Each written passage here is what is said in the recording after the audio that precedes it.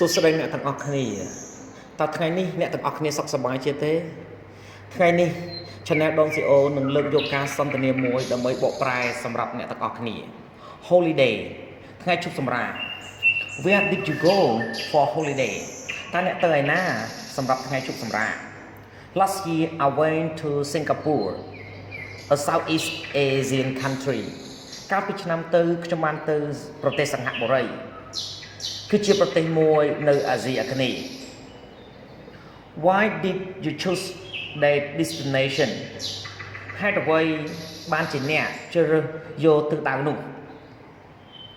I love to travel to Asian countries and Singapore was my best choice because of its beauty and culture ខ្ញុំពេញចិត្តធ្វើដំណើរទៅប្រទេសអាស៊ីហើយប្រទេសសិង្ហបុរីគឺជាជម្រើសដ៏ល្អបំផុតរបស់ខ្ញុំពីព្រោះដោយសារតែសម្រស់ហើយនិងវប្បធម៌របស់វា How long did it last តើវាមានរយៈពេលប៉ុន្មាន I stayed there for 2 weeks ខ្ញុំបានស្នាក់នៅទីនោះរយៈពេល2សប្តាហ៍ Who went with you តើនរណាគេទៅជាមួយអ្នក I traveled to Singapore with my best friend ខ្ញុំបានទៅប្រទេសសិង្ហបុរីជាមួយនឹងមិត្តល្អបំផុតរបស់ខ្ញុំ How did you travel តើអ្នកធ្វើដំណើរដោយរបៀបណា We flew there of course during the time there we moved mostly by MRT and taxi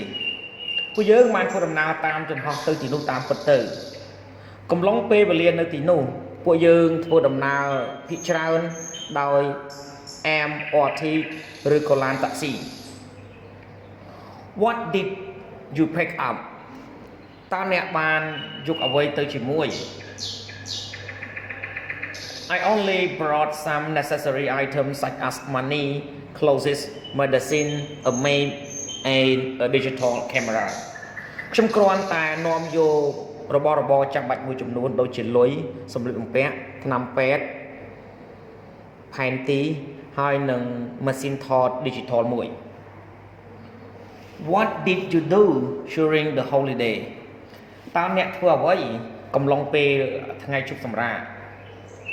We visited famous tourist attractions like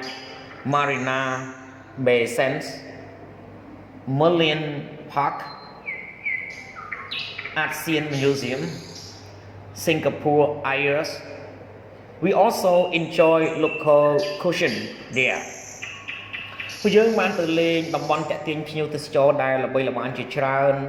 ដូចជា Marina Bay Sands, Merlion Park, ASEAN Museum, Singapore Airs ហើយពួកយើងក៏រីករាយការធ្វើដំណើរតាមនាវាក្នុងស្រុកនៅទីនោះផងដែរ What's the difference between holidays today and 20 years ago តើអ្វីទៅជាភាពខុសប្លែកគ្នារវាងការធ្វើដំណើរសប្តាហ៍ថ្ងៃនេះនិងរយៈពេល20ឆ្នាំកន្លងទៅ Well it has changed a lot People now can afford holidays outside their countries while 20 years ago travel abroad seemed hard បាទវាគឺផ្លាស់ប្ដូរជាច្រើនមនុស្សឥឡូវនេះអាចមានលទ្ធភាពមានថ្ងៃជប់សម្រាប់ជាច្រើននៅខាងក្រៅប្រទេសរបស់ពួកគេខណៈពេល20ឆ្នាំកន្លងទៅការធ្វើដំណើរទៅបរទេសហាក់បីដូចជាលំបាកណាស់ At what time do people in your country usually goes on holiday នៅពេលណាដែលមនុស្សនៅក្នុងប្រទេសរបស់អ្នកជាធម្មតាទៅថ្ងៃជប់សម្រាប់ It depends on what job people have when they have a break from work they will find somewhere to travel វាអាស្រ័យទៅលើប្រភេទការងារដែលប្រជាជនមាននៅពេលដែលពួកគេសម្រាកពីការងារពួកគេនឹងស្វែងរកកន្លែងណាមួយដើម្បីធ្វើដំណើរ